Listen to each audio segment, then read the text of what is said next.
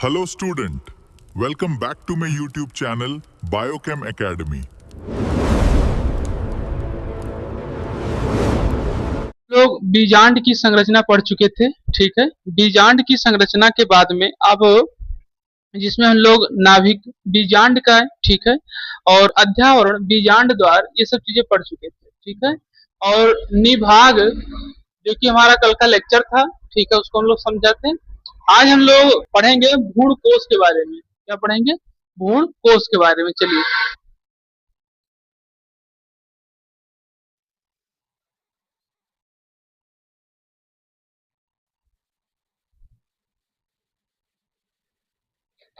चलिए आप इसको नोट कर लीजिए, बना लीजिए, तो इसको समझाना शुरू करें।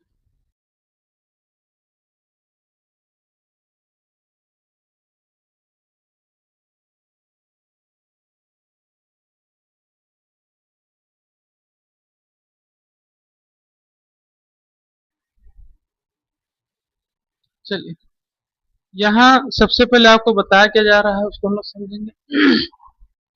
बताया जा रहा है भ्रूण कोश के बारे में। ठीक है, भ्रूण कोश क्या होता है? ठीक, तो ये बताया कि बीजांड काय के, ठीक, बीजांड काय आप देखिए ये बना हुआ है। ठीक है, बीजांड काय के मध्य में स्थित, ठीक है, जिसके मध्य में क्या होते हैं, एक तरीके से स्थित होते हैं ये भ्रूण कोश। ठीक है, इसी को, ठीक, तो बीजांड काय के मध्य में एक थैली के नुमा, देखिए थैली के जैसे संरचना, संरचना में भ्रूण कोश क्या होता है, उपस्थित होता है। ठीक है, इसे मादा एवं कोदभिद भी कहते हैं। जैसे हम लोग नर एवं कोदभिद पढ़ रहे थे, आप लोग को याद होगा, उसी प्रक्रिया में क्या है, मादा एवं कोदभिद है। ठीक, और ये बताता है थैलीनुमा होता है, जो कि थैलीनुमा ऐसा स्ट्रक्चर है। ठीक है, और संरचना के भीतर ये क्या होता है, एक तरीके से पाई जाती है, और इन्हें ही क्या कहते हैं, मादा एवं कोदभिद कहते हैं। ठीक, ये हो गया आपका भ्रूण कोश। अब इसमें कुछ चीजें तो मतलब जैसे आगे बुक में नहीं दी हैं, ठीक है, लेकिन हम लोग समझें कि भ्रूण कोश का निर्माण किन किन कोशिकाओं से और किन किन केंद्रक से होता है। ठीक, जैसे भ्रूण कोश होता है तो इनका निर्माण कैसे होता है, जैसे हम लोग आगे आप समझेंगे जब मानव जननांग का उसमें मानव जनन अंग में और पुरुष जनन अंग में, ठीक है, तो उसमें भी आपको ये सब चीजें बताई जाएंगी कैसे इनका निर्माण होता है। ठीक, उसी प्रक्रिया के अनुसार हम लोग समझेंगे कि भ्रूण कोश का निर्माण कैसे होता है। ठीक, निर्माण ठीक है, लेकिन उससे पहले ये भी जानना है कि ये सब चीजें जो लिखी है ये है क्या चीजें। ठीक है, ये भी हमें जानना जरूरी है कि जो चीजें लिखी हुई है वो है क्या चीजें। ठीक है, चलिए देखते हैं। सबसे पहले तो यहाँ से शुरुआत होती है बीजांड वृंत से। ठीक, बीजांड वृंत आपको याद होगा, हमने पढ़ाया है, जिसको बताया था कि ये डंठल के आकार में होते हैं। ठीक है, प्रकाश संश्लेषण की प्रक्रिया में पाइप के तरीके से कार्य करते हैं। ठीक, प्रकाश संश्लेषण में भी परिवहन यानी कि पोषण तत्व तो जलीय चीजों को लेकर के ये आने जाने का कार्य करते हैं। ये हमने आपको क्या किया था, बताया था। फिर उसके बाद इसमें फिर आता है, आप देख सकते हैं फिर हमने आपको निभाग बताया था। बीजांड वृंत के बाद हमने क्या बताया था आपको, निभाग बताया था। ठीक है, और निभाग में क्या बताया गया था, ये क्या होता है, बीजांड वृंत से जुड़ा होता है। निभाग में हमने आपको क्या बताया था कि ये बीजांड वृत्त से, ठीक है, क्या होते हैं, ये जुड़े होते हैं, ये भी आपको बताया गया था। साथ ही साथ बीजांड काय आपको बताया गया था, बीजांड द्वार भी बताया गया था कि एक जगह जहाँ पे खुली रहती है, आने जाने की व्यवस्था रहती है। ठीक, फिर हमने अध्यावरण भी आपको बताया था, अगर आपको याद हो। ठीक है, बीजांड काय होता है कि जो दो आवरणों के क्या होते हैं, एक तरीके से बीच की जगह, ये जैसे दो आवरण है, एक पहला और ये दूसरा, इन्हीं को क्या कहते हैं, अध्यावरण कहते हैं। ये भी हमने आपको बताया था। ठीक है, फिर आपका आता है भ्रूण कोश, इसको तो बताएंगे हम। बीजांड द्वारा आपको बता ही चुके थे। हाँ, यहाँ आ जाइए, ये दिया गया है आपकी सहायक कोशिका और ये है अंड कोशिका। ये जो दोनों है एक तरीके से अंड कोशिका को क्या करती हैं, मदद, मतलब एक तरीके से सहायक कोशिका के रूप में रहती हैं। और ये है आपकी ध्रुवीय कोशिका, ध्रुवीय केंद्रक। ठीक है, ये क्या होता है, आगे हम लोग पढ़ेंगे। ठीक है, ये आपका ध्रुवीय केंद्रक है। ये प्रतिमुखी है, ये क्या होता है, इसको भी हम लोग क्या करेंगे, आगे पढ़ेंगे और क्या करेंगे, इसको समझेंगे कि क्या होता है, कैसे कार्य करता है। और प्रतिमुखी, और ये आप देख भी सकते हैं एक तरीके से निभाग के, ये जो आपका निभाग है उसके नीचे की तरफ क्या है, ये स्थित है प्रतिमुखी आपका। ठीक, ये जो प्रतिमुखी है। अध्यावरण आपको बता दिए, बीजांड आपको बता दिए हैं, कोशिका पथमुखी कोशिका हम ये बताए हैं, भ्रूण कोश आपको ये बता ही रहे हैं। बीजांड द्वार आपको बता चुके हैं, बीजांड वृत्त जो कि आपको बताए डंठल के रूप में। संवाहन फूल क्या होता है इसको भी हम लोग समझेंगे। और सहायक कोशिका और अंडक कोशिका मतलब अंड कोशिका होती है, और ये ध्रुवीय केंद्रक इसको हम लोग क्या करेंगे अभी समझेंगे। मतलब कुछ चीजें हैं जो हमने बता दिया आपको, और कुछ चीजें जो भी हम लोग क्या करेंगे आगे समझेंगे, ठीक। तो इसको आप नोट कर लीजिए, और फिर तो हम लोग इसको आगे समझने का।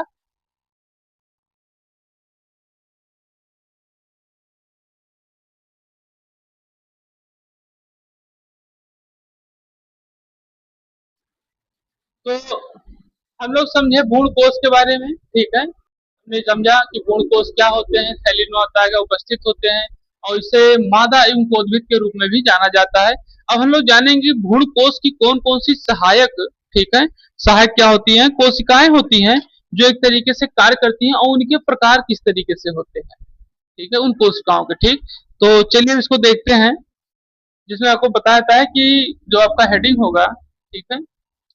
अभी हम लोग जैसे स्ट्रक्चर बनाए थे, तो अब हम लोग क्या करेंगे, भ्रूण कोश के स्ट्रक्चर को समझेंगे पहले, ठीक, तभी हमें ज्यादा समझ में आएगा, ठीक है।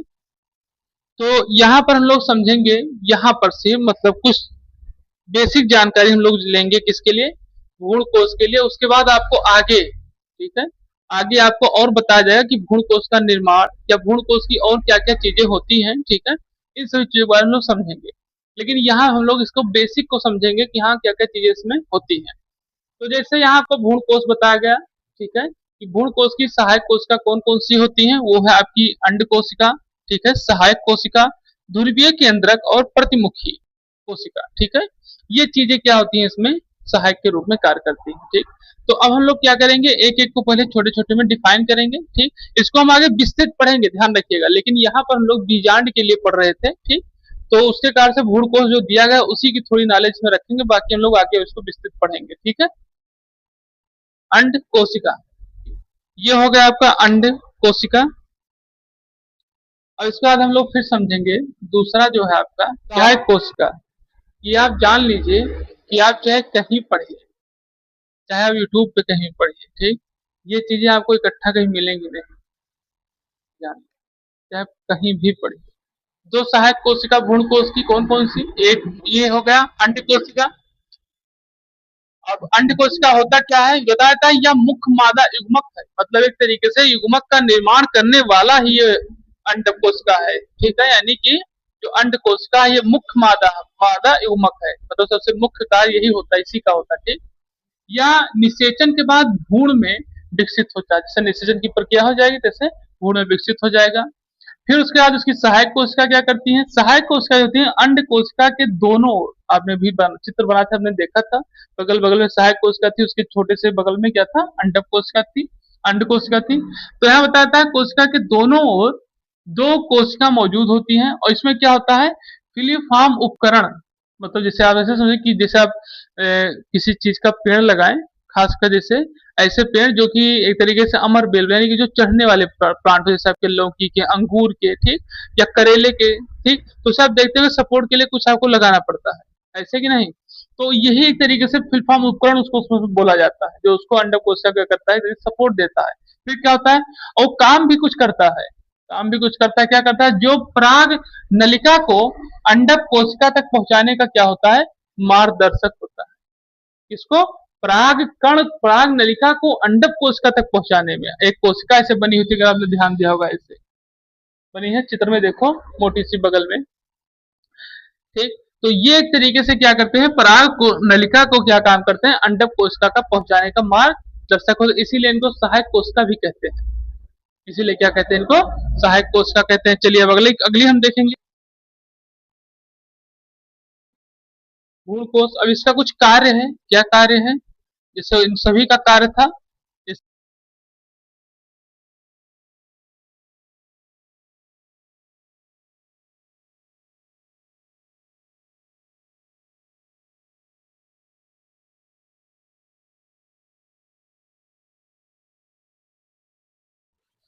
तो यहाँ आपको बताया ध्रुवीय केंद्रक के बारे में, क्या बताया जा रहा है कि ये द्विध्रुवीय होते हैं, द्विध्रुवीय केंद्रक होते हैं, ध्यान रखिएगा।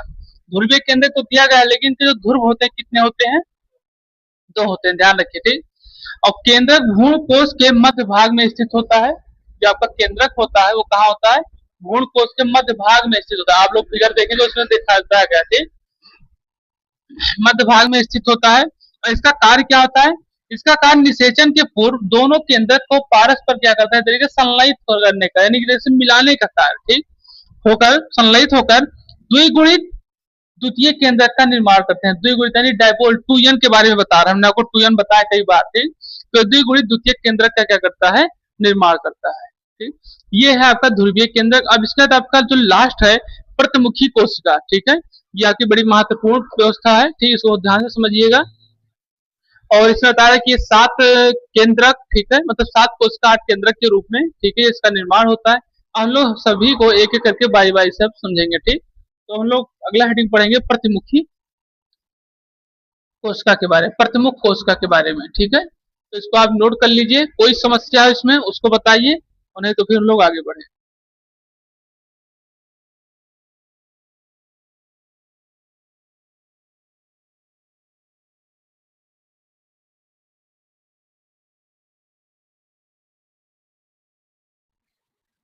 तो अब हम लोग समझेंगे इसमें, ठीक है, प्रतिमुखी या प्रतिमुख कोशिका के बारे में। इसमें क्या बताया जाता है कि भ्रूण कोश के निभाग छोर, ठीक है, यानी निभागी यहाँ लिखा जो आपको हमने पढ़ाया है वो निभाग है, ठीक है। तो इसको बताया जाए क्या है तरीके से, निभागी छोर, ठीक है, पर स्थित 3 कोशिकीय हैं। ध्यान रखिएगा कौन से 3 कोशिकीय हैं और किस तरीके से इसका बारे में बताया जा रहा है, किसके प्रतिमुख के बारे में, ठीक। 3 कोशिकीय हैं जो निषेचन से पहले या तुरंत बाद, निषेचन से पहले की प्रक्रिया, ठीक है, जब निषेचन ना उससे पहले की प्रक्रिया या निषेचन होने के तुरंत बाद ही क्या होता है, एक तरीके से विघटित हो जाते हैं, ठीक, विघटित हो जाते हैं। और फिर बताया कि निषेचन के समय मादा एवं कोदभिद, मादा एवं कोदभिद 7 कोशिकीय और 8 केंद्र वहां पर क्या होते हैं, मौजूद होते हैं। जो मादा निषेचन की जब प्रक्रिया शुरू हुई या निषेचन की प्रक्रिया शुरू होगी या निषेचन की प्रक्रिया के बाद का जो समय होगा, उस वक्त मादा एवं कोदभिद के पास में 7 कोशिका और 8 केंद्र एक तरीके से क्या समझ लीजिए कि वहां पर एक तरीके से मौजूद रहेंगे। निषेचन की जब प्रक्रिया हुई मादा कोशिका में, तो ये 7 कोशिकीय और 8 केंद्रक वहां पर क्या होते हैं, एक तरीके से मौजूद होते हैं। अब ये इनका कार्य क्या होता है, मौजूद तो होते हैं पर इनका कार्य क्या होता है, ये हम लोग क्या करेंगे अब समझेंगे। यही सबसे महत्वपूर्ण है कि ये 7 कोशिका, और ऐसे ये विभक्त किस तरीके से होते हैं भी ध्यान रखिए। ये 7 कोशिका विभक्त होते हैं 3+3 और +1 के रूप में, ठीक है, ध्यान रखिएगा, ठीक, 3+3+1 के रूप में। और ये इकट्ठे 8 केंद्रीय होते हैं, ठीक, क्या होते हैं, ये इकट्ठे 8 केंद्रीय होते हैं, ये बताया जाता है। अब हम लोग इसको, ये होगा इसके हम कार्य के बारे में जानेंगे, कार्य क्या होता है इसका। चलिए इसको समझेंगे क्या होता है। देखिए यहाँ बताया है केंद्रीय कोशिका के बारे में, अभी हम लोगों ने समझा कि ये 3+1 के रूप में होता है, ठीक है। यहाँ बताया कि भ्रूण कोश की 7 कोशिकीय और उसके कार्य के बारे में, ठीक, ये हम लोग को बताया गया, हम लोग समझेंगे। तो पहला इसका जो है वो केंद्रीय कोशिका है, और पहला जो केंद्रीय कोशिका उसमें एक कोशिका और 2 केंद्रक होते हैं। क्या कार्य होता है इनका, ये भ्रूण कोश की सबसे बड़ी कोशिका, ध्यान रखिएगा, जो पहला आपका केंद्रीय कोशिका है और जिसमें आपके एक कोशिका और 2 केंद्रक मौजूद हैं, क्योंकि हमने यहाँ क्या देखा, देखे हैं कि इसमें 7 कोशिका और क्या होते हैं, 8 केंद्रक होते हैं। तो हम लोग इसी तरीके से आप इसको गिनते रहिएगा, अभी 7 कोशिका और 8 केंद्रक के रूप में आएगा, ठीक। तो ये क्या होता है, यह भ्रूण कोश के सबसे बड़ी कोशिका होती है। फिर निषेचन के दौरान इसमें 2 ध्रुवीय, अभी हमने आपको ध्रुवीय बताया है, 2 ध्रुवीय केंद्रक एक नर युग्मक के साथ क्या होते हैं, जुड़कर त्रिगुणित। अब देखिए ये 2 ध्रुवीय हो गए मादा के लिए, ठीक है, और एक नर युग्मक के साथ मिलकर क्या करते हैं, ये त्रिगुणित 3n, ठीक है, प्रारंभिक भ्रूण कोश केंद्रक, ठीक है, प्राइमरी इम्ब्रोसेंट न्यूक्लियस, ठीक है। तो इसको बताया था प्राइमरी, ठीक है, और इम्ब्रो से न्यूक्लियस के रूप में क्या करते हैं ये, यानी कि पेन के रूप में ये बनाते हैं। ये चीज आपको बताया गया है केंद्रीय कोशिका के बारे में, ठीक है। इसको प्राइमरी इम्ब्रो न्यूक्लियस बताया जाता है, इसका फुल फॉर्म है, ध्यान रखिएगा। तो आप इसको नोट कर लीजिए, ठीक है।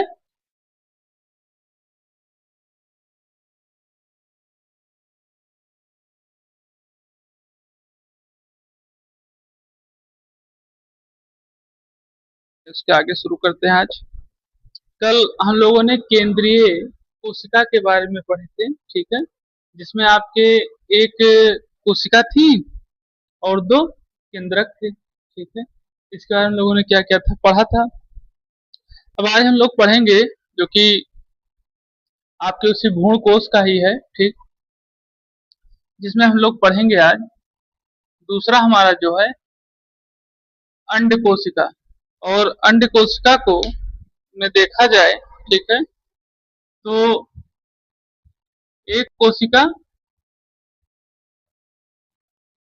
और एक केंद्रक।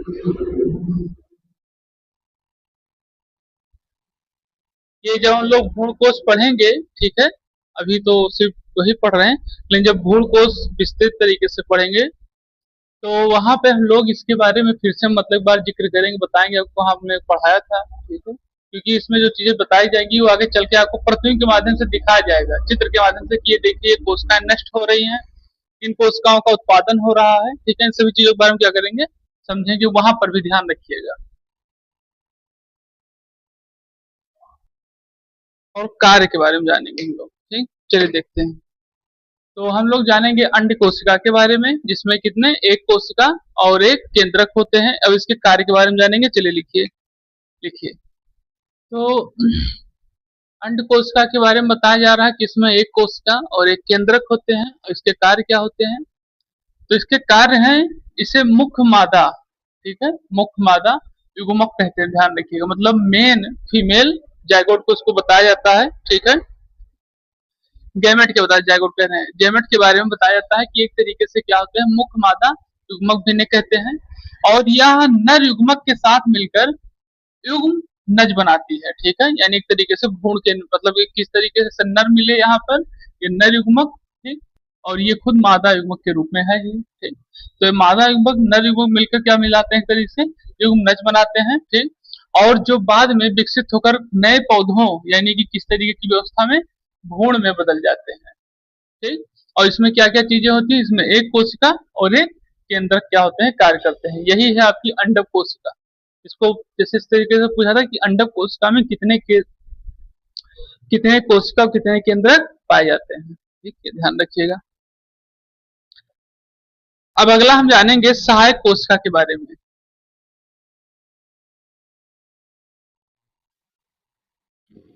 सहायक कोशिका,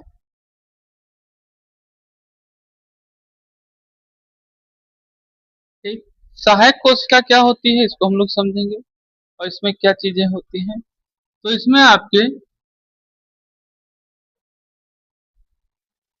दो कोशिका और दो केंद्रक, ठीक, इसमें दो कोशिका और दो केंद्रक होते हैं, बताएगा इसका इसका कार्य क्या है वो जानेंगे हम लोग, कार्य के बारे में।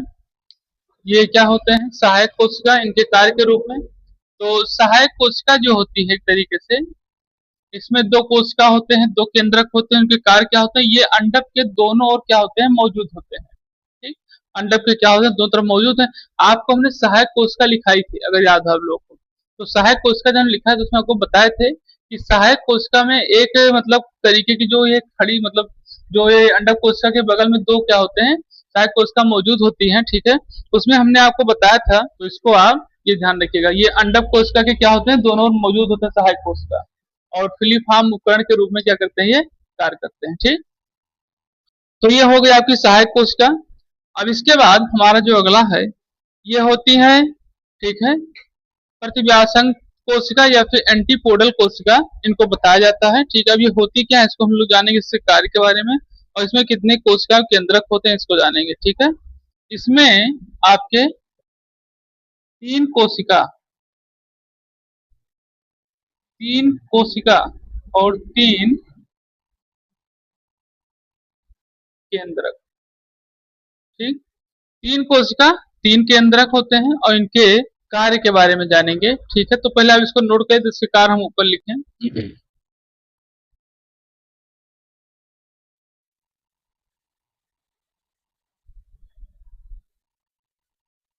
चलिए एक बार इसको फिर से समझेंगे बस।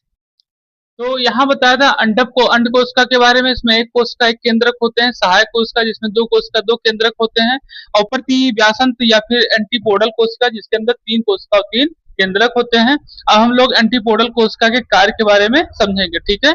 चलिए देखते हैं। तो यहाँ हम लोग समझेंगे एंटीपोडल कोशिका के बारे में, ठीक है, जिसमें बताया जाता है आपको कि ये तीन कोशिका और तीन केंद्रक होते हैं, ठीक है। और इसके कार्य क्या होते हैं। ये कोशिकाएं भ्रूण कोश के ऊपरी सिरे पर स्थित होते हैं। ये सब इस सब का हम लोग क्या करेंगे, फिगर भी बनाएंगे आगे जब पढ़ेंगे भ्रूण कोश।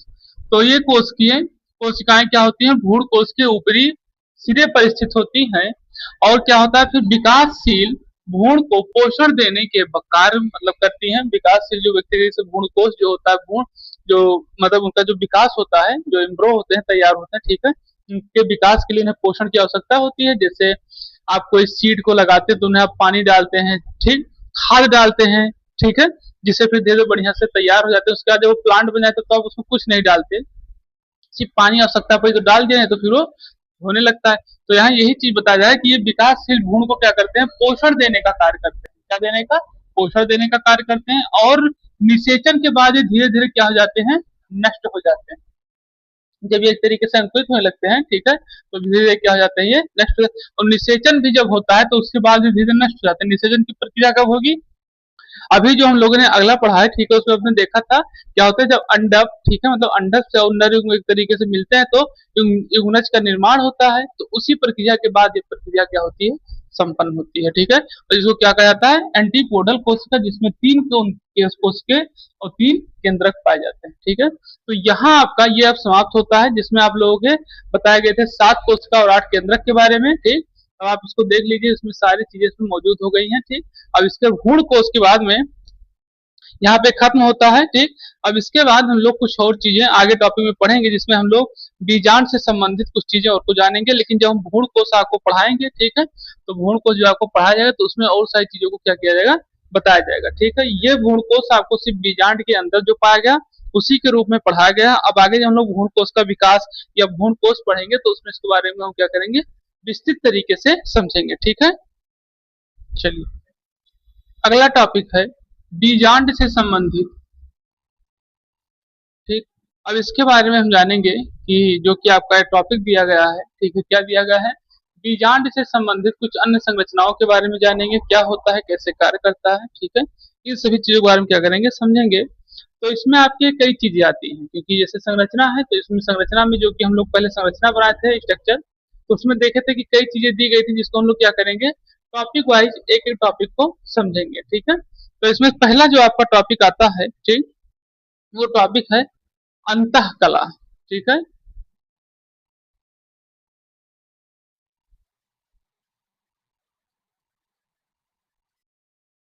ठीक? इसमें बताया गया जाता है जो आपने देखा होगा बीजांड में, ठीक है, जो आपने स्ट्रक्चर बनाया था उसमें आपको दिखाया गया होगा, बताए थे अध्यावरण के बारे में। क्या बताए थे, अध्यावरण के बारे में। तो ये जो आपका अंतः कला है एक तरीके से अध्यावरण के बारे में ही व्यक्त करता है, ठीक है। किसके बारे में बताता है, जो आपका अंतः कला एक तरीके से अध्यावरण के बारे में बताता है। और किस तरीके से इसको बताया गया है, ठीक है, उसका हम क्या करेंगे, समझेंगे। तो बताया है कि कुछ एक अध्यावरणी ये चीजें इसमें बताई जाती हैं, आप इसको नोट कर लीजिए, फिर इसको हम समझाएं आपको।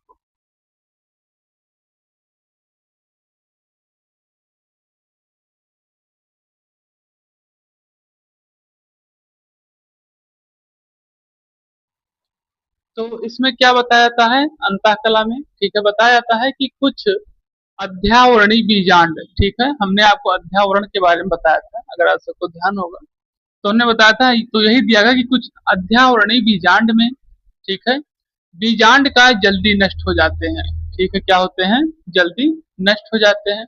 तो सबसे बड़ी चीज इसमें यही है, ठीक है, आपको ये जानना कि अध्यावरण होता क्या है, ठीक है, अध्यावरण होता क्या है। तो अजीत बताओ अध्यावरण क्या होता है, अध्यावरणी बीजांड यानी कि जो एक तरीके से बीजांड का है, किसमें, बीजांड का है, और साथ ही साथ दो आवरणों से घिरा होता है। अध्यावरण के तो हमने चित्र में इसको बनवाया था, ठीक।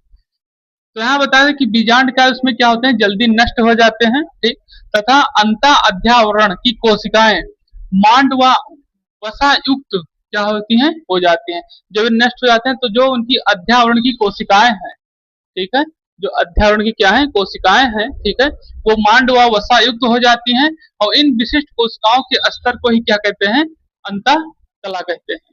ठीक है, ये चीजें इसमें बताई जाती हैं कि जो विशिष्ट कोशिकाएं उसमें बच जाती हैं उन्हीं के स्तर को क्या कहते हैं, अंतः कला कहते हैं। ठीक है, ये चीजें इसमें बताई गई हैं। हम लोग समझेंगे अब किसके बारे में, बीज चोलक के बारे में।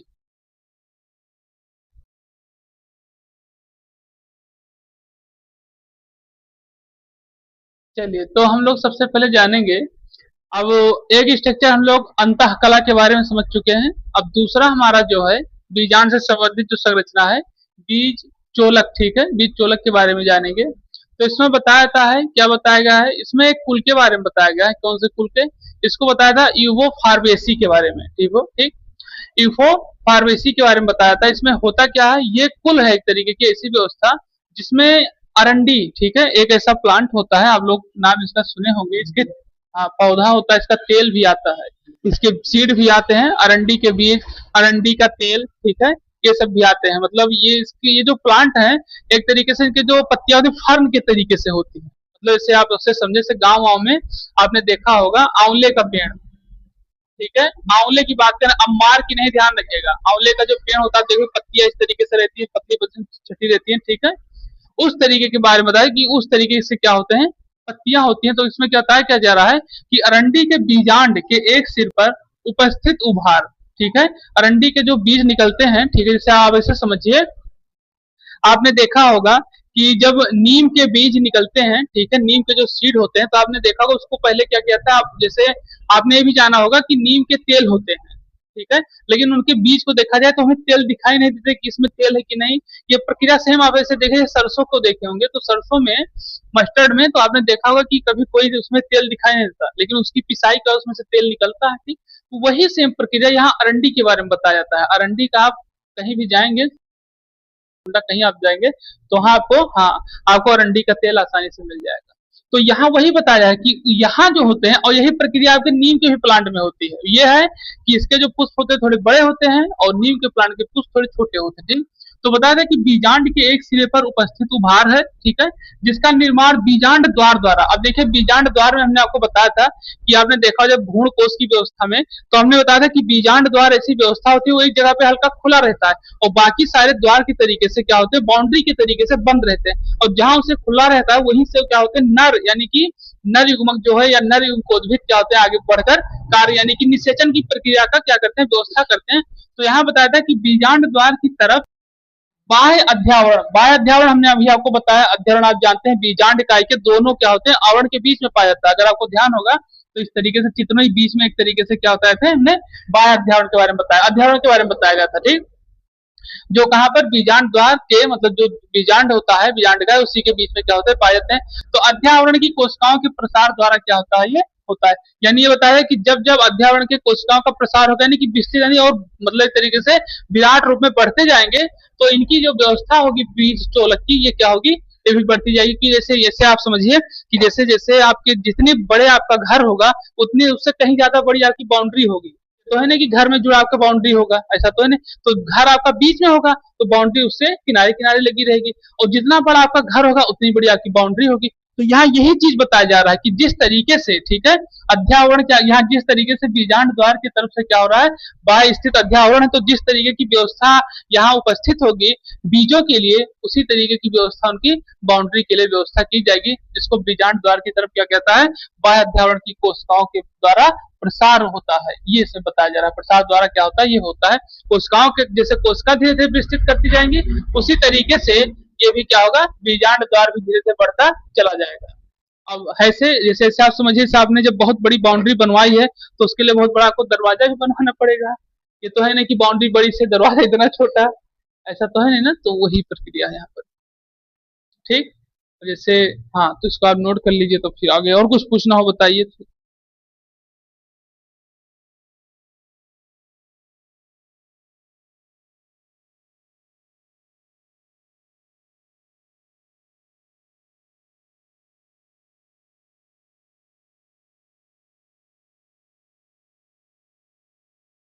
चैनल को लाइक करें, सब्सक्राइब करें, शेयर करें और कमेंट करें।